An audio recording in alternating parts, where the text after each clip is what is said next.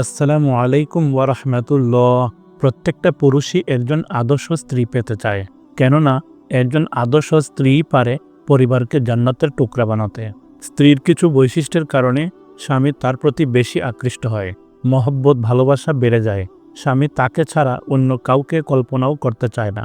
জীবনের সমস্ত পরিকল্পনা তাকে ঘিরেই হয়। আজকের ভিডিওতে আমরা একজন আদর্শ স্ত্রীর এমন কিছু বৈশিষ্ট্য সম্পর্কে জানব ইনশাআল্লাহ। নাম্বার ১, আনুগত্য করা। যে স্ত্রী মহান আল্লাহর হুকুমের আনুগত্যের পাশাপাশি স্বামীরও অনুগত, সেই স্ত্রী জান্নাতি এবং স্বামীরও ভীষণ প্রিয়। রাসূল সাল্লাল্লাহু আলাইহি ওয়াসাল্লাম বলেছেন, নারী যখন ৫ ওয়াক্ত নামাজ আদায় করবে, রমজান মাসের রোজা রাখবে, নিজের লজ্জাস্থানের হেফাজত করবে এবং স্বামীর আনুগত্য করবে, তখন জান্নাতের যে কোনো দরজা দিয়ে ইচ্ছা প্রবেশ করতে পারবে। মুসনাদ আহমদ, হাদিস নাম্বার 1661। নাম্বার ২, ভালোবাসা। স্ত্রী স্বামীকে অধিক ভালোবাসলে স্বামীর মনে অন্য নারীর প্রতি আকর্ষণ সৃষ্টি হয় না, তার বিপদগামী হওয়ারও আশঙ্কা থাকে না। এই ধরনের নারীর জন্যই জান্নাত রয়েছে। রাসূল সাল্লাল্লাহু আলাইহি ওয়াসাল্লাম বলেছেন, তোমাদের জান্নাতি রমণীরা হচ্ছে যারা স্বামীর প্রতি প্রেমময়ী ও অধিক সন্তান প্রসবকারিণী। স্বামী রাগ করলে সে এসে স্বামীর হাতে হাত রেখে বলে, আপনি আমার প্রতি সন্তুষ্ট না হওয়া পর্যন্ত আমি ঘুমাবো না। সহিহুল জামে, হাদিস নাম্বার 2604। নাম্বার ৩, আনন্দ দেওয়া। যে স্ত্রী স্বামীকে আনন্দ দিয়ে মুগ্ধ করে, সেই স্ত্রীকে সর্বোত্তম সম্পদ বলা হয়েছে।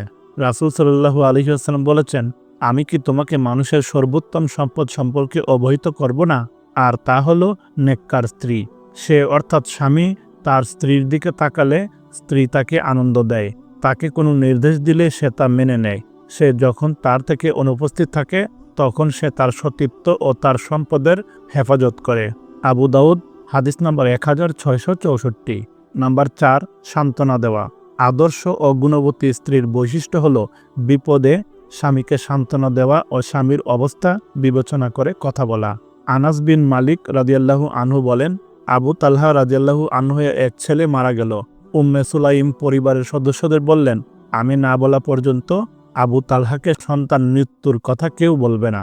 আবু তালহা আসলে তার সামনে রাতের খাবার পেশ করলেন, তিনি পানাহার করলেন। এরপর সুসজ্জিত হয়ে নিজেকে স্বামীর কাছে পেশ করলেন। স্বামী আবু তালহা পরিতৃপ্ত হলে তাকে এই বলে সান্ত্বনা দেন যে, কোন সম্প্রদায় যদি কোনো দম্পতির নিকট একটি আমানত রাখে, অতঃপর তারা তাদের আমানত ফেরত নিয়ে নেয়, তাহলে আপনি সেটা কোন দৃষ্টিতে দেখবেন? তাদের নিষেধ করার কোনো অধিকার আপনার আছে কি? আবু তালহা উত্তর দিলেন, না। উম্মে সুলাইম বললেন, আপনার ছেলেকে সেই আমানত গণ্য করুন, তাকে হারানো পুণ্য বিবেচনা করুন। এই ঘটনা অবহিত হয়ে রাসূল সাল্লাল্লাহু আলাইহি ওয়াসাল্লাম বলেন, আল্লাহ তাআলা তোমাদের গত রাতের মিলনে বারাকা দান করুন। এরপর উম্মে সুলাইমের একটি পুত্র সন্তান জন্মগ্রহণ করে। মুসলিম, হাদিস নম্বর 2144। নাম্বার ৫, কৃতজ্ঞ হওয়া। আদর্শ স্ত্রী আল্লাহ প্রদত্ত নিয়ামতের শুকরিয়া আদায় করে, স্বামীরও শুকরিয়া আদায় করে। রাসূল সাল্লাল্লাহু আলাইহি ওয়াসাল্লাম বলেছেন, আমাকে জাহান্নাম দেখানো হয়, আমি দেখি তার অধিবাসীদের অধিকাংশই নারী, কারণ তারা কুফরি করে। জিজ্ঞেস করা হলো, তারা কি আল্লাহর সঙ্গে কুফরি করে? তিনি বলেন, তারা স্বামীর অবাধ্য ও অকৃতজ্ঞ হয়। তুমি যদি দীর্ঘদিন তাদের কারো প্রতি ইহসান করতে থাকো, অতঃপর সে তোমার সামান্য অবহেলা দেখতে পেলেই বলে ফেলে, আমি কখনো তোমার নিকট হতে ভালো ব্যবহার পাইনি। বুখারী, হাদিস নাম্বার 29। নাম্বার ৬, কষ্ট না দেওয়া। স্বামীকে যথাযথ সম্মান করা ও তাকে কষ্ট না দেওয়া আদর্শ স্ত্রীর বৈশিষ্ট্য।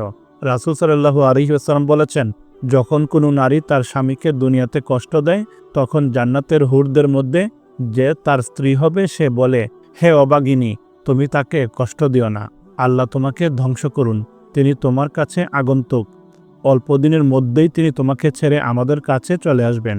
তিরমিজি, হাদিস নাম্বার 1174। নাম্বার ৭, ঘরমুখী। আদর্শ স্ত্রী লজ্জাশীল হবে, বাড়িতে অবস্থান করবে, একান্ত প্রয়োজন ছাড়া বাহিরে বের হবে না। এরশাদ হয়েছে, তোমরা স্বগৃহে অবস্থান করো, প্রাচীন জাহিলি যুগের নারীদের মতো নিজেদেরকে প্রদর্শন করো না। সূরা আহজাব, আয়াত 33। নবীজি সাল্লাল্লাহু আলাইহি ওয়াসাল্লাম বলেছেন, নারী হচ্ছে গোপন বস্তু, যখন সে বাড়ি থেকে বের হয় তখন শয়তান তাকে সৌন্দর্য প্রকাশে উদ্বুদ্ধ করে। তিরমিজি, হাদিস নাম্বার 1173। নাম্বার ৮, অধিকার আদায়ে যত্নবান। আদর্শ স্ত্রী আল্লাহর হক আদায়ের পাশাপাশি স্বামীর হক আদায়েও যত্নবান থাকবে। নবীজি সাল্লাল্লাহু আলাইহি ওয়াসাল্লাম বলেছেন, যার হাতে মুহাম্মদের প্রাণ, তার কসম করে বলছি, স্ত্রী ততক্ষণ পর্যন্ত আল্লাহর হক আদায় করতে সক্ষম হবে না যতক্ষণ পর্যন্ত সে তার স্বামীর হক আদায় না করবে। ইবনে মাজা, হাদিস নাম্বার 1853। নাম্বার 9, পর্দা রক্ষা করা। পর্দা ইসলামে ফরজ। নামাজ রোজা পালন না করলে যেমন আল্লাহর কাছে জবাবদিহি করতে হবে, ঠিক তেমনি পর্দা পালন না করলেও আল্লাহর কাছে জবাবদিহি করতে হবে। রাসূল সাল্লাল্লাহু আলাইহি ওয়াসাল্লাম বলেছেন, নগ্ন পোশাক পরিধানকারী নারী যারা পুরুষদের নিজেদের প্রতি আকৃষ্ট করবে এবং নিজেরাও পুরুষদের প্রতি আকৃষ্ট হবে, তাদের মাথা বক্র, উঁচু কাঁধ বিশিষ্ট উটের ন্যায় হবে। তারা জান্নাতে প্রবেশ করতে পারবে না। মুসলিম, হাদিস নাম্বার 5475। মহান আল্লাহ তাআলা আমাদের প্রতিটা নারীদের এই সবগুলো গুণ অর্জন করার তৌফিক দান করুন। আমিন।